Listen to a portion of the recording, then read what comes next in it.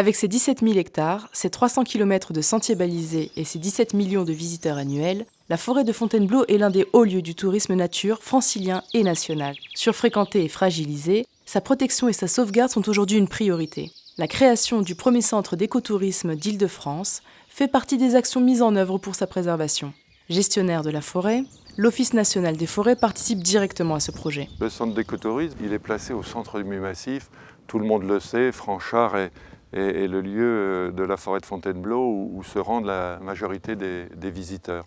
Donc le centre d'écotourisme va permettre de faire un relais avec ces nombreux visiteurs, déjà pour leur indiquer que sur ce site, des précautions sont à prendre, les usages par les piétons, les cyclistes, les cavaliers sont définis dans le cadre de chartes qui ont été discutées avec nos partenaires, les partenaires du monde associatif, les partenaires du monde sportif, les collectivités.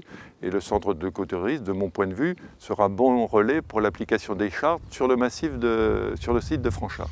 Lieu de loisirs et de pratique des sports nature, la forêt de Fontainebleau est aussi un site naturel majeur en Europe. Classée réserve mondiale de biosphère par l'UNESCO en 1995, elle abrite 5700 espèces végétales et plus de 6600 espèces animales.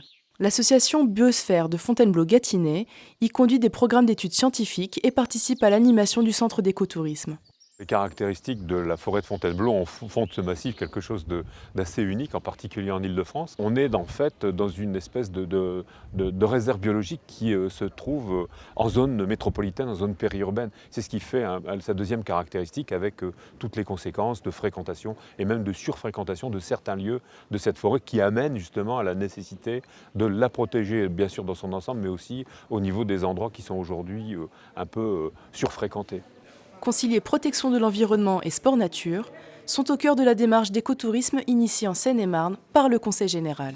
Le centre d'écotourisme a pour première fonction d'approcher le territoire d'une façon différente que de la façon dont on le faisait auparavant, avec des développements notamment sur le nord et sur le sud, avec des territoires qui vont être identifiés territoires d'écotourisme. Et donc c'est une façon d'apprendre aussi, c'est un lieu de formation, c'est un lieu de sensibilisation pour celles et ceux qui veulent avoir des pratiques touristiques, mais tout dans le respect de la nature. Donc c'est un lieu de citoyenneté, c'est l'écotouriste en quelque sorte que l'on prépare dès le plus jeune âge, avec l'accueil de groupe, avec l'accueil individuel, et ce sur un lieu qui est fragile, un lieu qui est en déperdition si à un moment donné on n'y fait pas attention et si l'homme ne se prend pas en main. Au sein d'un bâtiment haute qualité environnementale, parfaitement intégré au paysage, le Centre d'écotourisme d'Île-de-France vous accueille les mercredis, samedis, dimanches et jours fériés.